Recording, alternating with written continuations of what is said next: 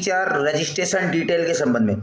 साथियों, इससे पूर्व अतिथि शिक्षक साथियों के 2025-26 में नवीन पंजीयन एवं पूर्व कार्यरत अतिथि शिक्षकों के संबंध में 2 वीडियो मैं बना चुका हूं, जिसमें एक आईडी पासवर्ड कैसे जनरेट करेंगे, कैसे ई-केवाईसी करेंगे, साथ ही किस प्रकार से एजुकेशन पोर्टल पर लॉगिन करेंगे।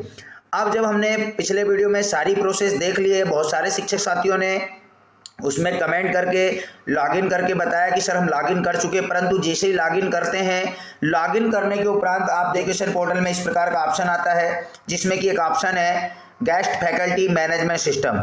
जब इसमें जाकर के ओपन करते हैं तो यहाँ पर जनरेट स्कोर कार्ड और व्यू प्रोफाइल का ऑप्शन आ रहा है। अब जब वो अपनी व्यू प्रोफाइल चेक करते हैं तो यहाँ पर देखते हैं कि उनकी प्रोफाइल में बहुत सारी त्रुटियां हैं, जैसे कि उनके स्वयं के नाम में त्रुटि होना, फादर नेम में त्रुटि होना, मदर नेम में, डेट ऑफ बर्थ में, मैरिज में अनमैरिड, मैरिड लिखा आना, या इस प्रकार की पते से संबंधित बहुत सारी यहाँ पर उनको त्रुटियां देखने को मिल रही है। जबकि उनका कहना है कि हमारी जो मार्कशीट है या हमारे जो डॉक्यूमेंट्स है, हमारा जो अतिथि शिक्षक का पूर्व का पोर्टल है, उसमें सभी जानकारियां जो हमारी सही है। तो साथियों, मैं आपको बताना चाहूँगा कि अभी आपने जैसे ही यहाँ पर ई-केवाईसी की होगी, क्योंकि ई-केवाईसी जो है एजुकेशन पोर्टल पर समग्र से ई-केवाईसी करने के बाद ही आपको आईडी पासवर्ड जनरेट हो रहे हैं, तो ई-केवाईसी करे बिना आपका पोर्टल ओपन नहीं हो रहा। अब जब हमने समग्र से ई-केवाईसी कर दिए तो जो हमारा समग्र में डाटा है वो आपका यहाँ पर जो है आता है। अब पूर्व में हमारा डाटा सही था, लेकिन अब गलत हो चुका है। अब कैसे सुधार होगा?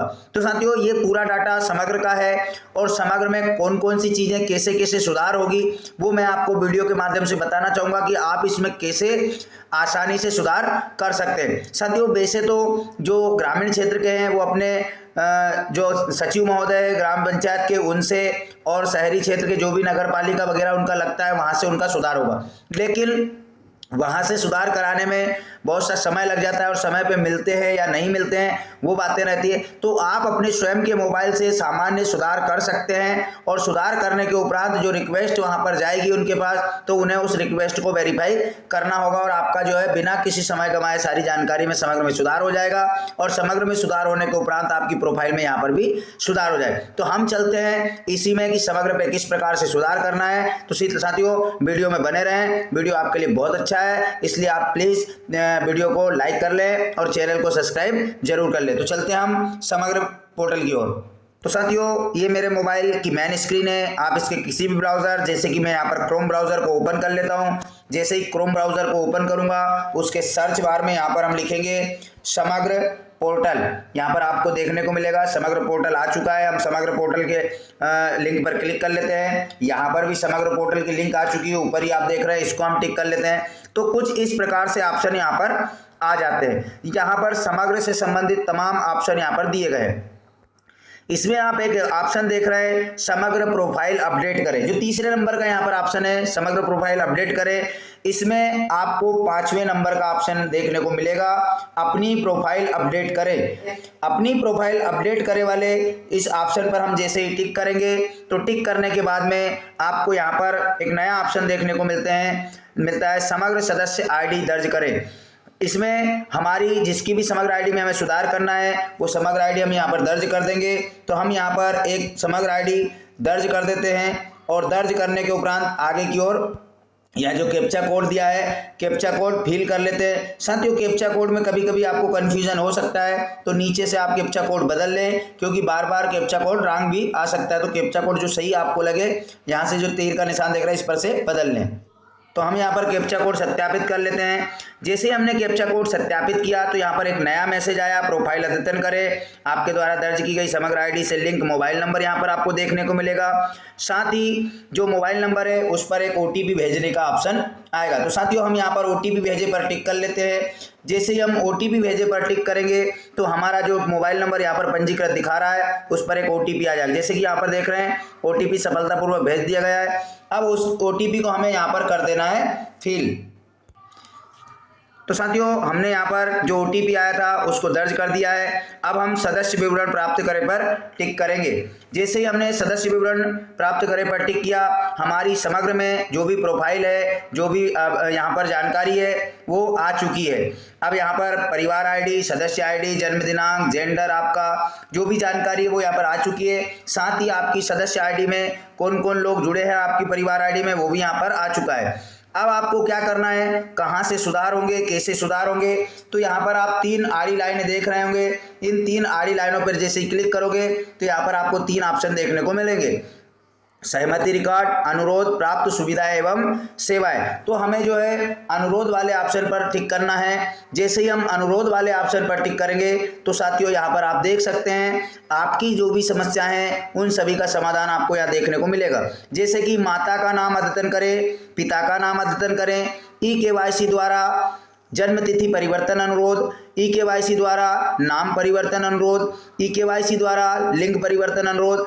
अब इसमें eKYC द्वारा मतलब जो आपका आधार कार्ड है उससे इसकी eKYC होगी, तो आप यहाँ से डायरेक्ट नहीं कर सकते। आधार में जो चीज़ें होगी यहाँ पर डेट ऑफ बर्थ, नाम और ये 3 चीज़ें जो है वो आपकी आधार कार्ड से eKYC के साथ में एक साथ अद्यतन हो जाएगी। शैक्षणिक योग्यता अद्यतन करें, मूल निवासी प्रमाण पत्र अद्यतन करें, आय प्रमाण पत्र अद्यतन करें, विकलांगता आवेदन अनुरोध एवं योजना पात्रता।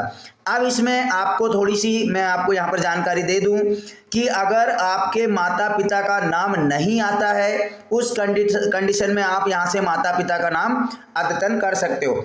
अब कुछ शिक्षक साथियों के ध्यान से सुनने योग्य बातें साथियों, बहुत सारे शिक्षक साथियों के उसमें त्रुटिपूर्ण आ रहा है और यहाँ से अगर आप सुनने में भी त्रुटि कर देंगे तो फिर कन्फ्यूजन पैदा होगा। अगर आपके माता पिता के नाम की स्पेलिंग में कोई त्रुटि है तो आप यहाँ से नहीं सुधार पाएंगे। अब उसके लिए क्या करना होगा कि जैसे यहाँ पर आपको आ रहा है कि eKYC द्वारा नाम परिवर्तन करें, तो साथियों जो प्रोसेस आप अपनी ID के साथ कर रहे हो वही प्रोसेस आपको अपने माता पिता की समग्र ID के साथ करना है। जब उनकी स्वयं की समग्र ID आप ओपन करोगे और उनके आधार से उनकी eKYC करोगे तो उनकी समग्र ID में उनका नाम सुधर जाएगा।